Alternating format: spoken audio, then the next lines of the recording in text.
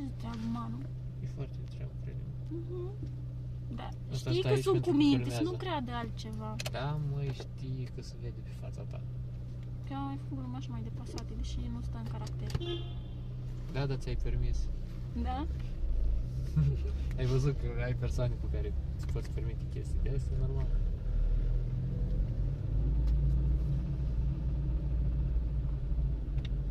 Ia uite, trec pe acolo. Da, tu e pe aici, e acolo. Dar să-mi spui unde stai tu, că nu știu. În nord. Știi unde e molul? Da. Tot înainte. Ar fi venat să fie nu știu. Dar nu mergi rapid. Nu, e rapid.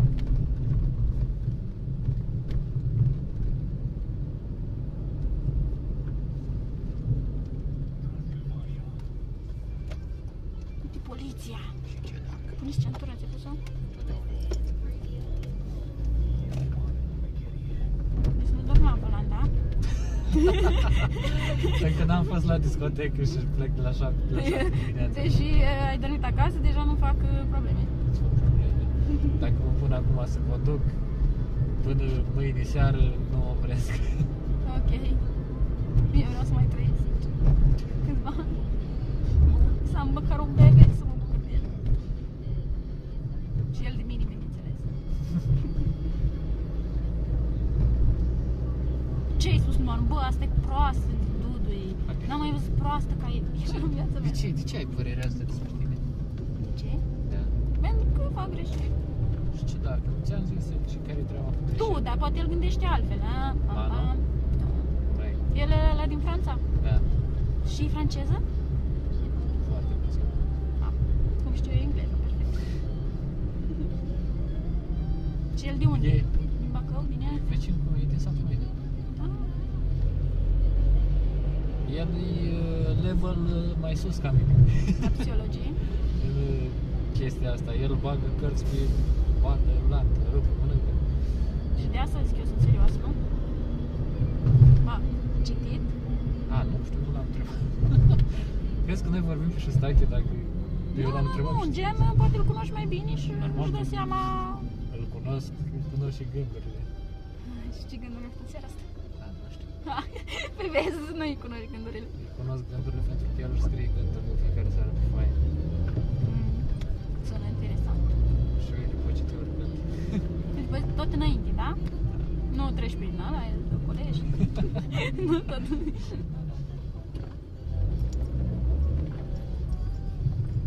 Zic eu unde se oprește, ești o stație de autobuz, da? Deci o stație Înainte sau după mall? după mall. Podul cu lanțuri? Nu, prea departe, mai în față, știi? Oprești acolo în stația de autobuz, pac, te coborici.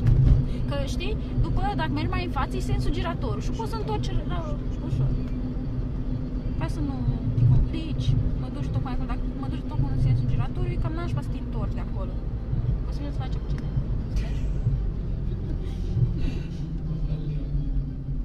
Te-am speriat cu poveștile mele, experiențele avute în trecut cu mașina. Măi, nu vreau să pățești nimic din cauza mea. Dacă conduci conform regulilor de circulație, nu sunt așa. Adică dacă face altceva. Ce rău îmi pare că nu sunt în gașca asta cu asta. Cum nu ești? Păi sunt, dar nu sunt la... Eu sunt să fiu la Real. Ah, dar tot în echipa contact ești.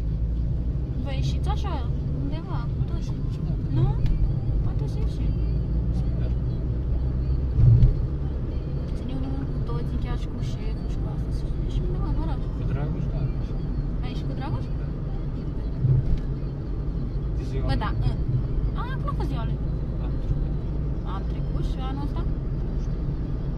Anul trecut, îți dai seama, cred că spre decembrie, nu? Pe acolo, noiembrie, decembrie. Atunci da, am ieșit. Ce fain să petreacă ziua cu angajații mei. Nu? Mi se pare foarte, foarte mișto. Foarte mișto, dar e de bun simț, adică prefer să se petreacă ziua cu voi, seara, și nu cu familia sau să se ducă cu nu știu ce gagică, nu știu unde, înțelegi? Adică mi se pare foarte Ne-a chemat respectos. la restaurant, toți. Nu au avut toți timpul disponibil să vină, dar au fost doar câțiva. Eu Uite, acolo am mâncat eu în față, vezi?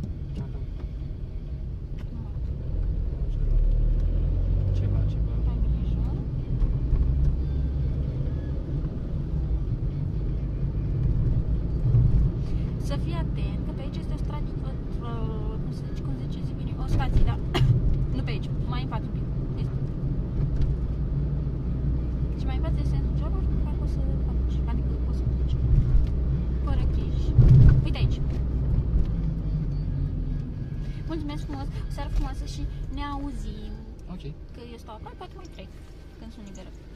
Nu știu dacă o să mă mai primească Dragoș la tine, dacă îmi dă voie sau nu, dar văd. Vezi tu. De aici, da? Tragi cum crede. Mulțumesc. Seara faină. Pa, pa. Mersi la fel, pa, pa. Și îi spui și lui Mana seara faină, dacă nu. Ok.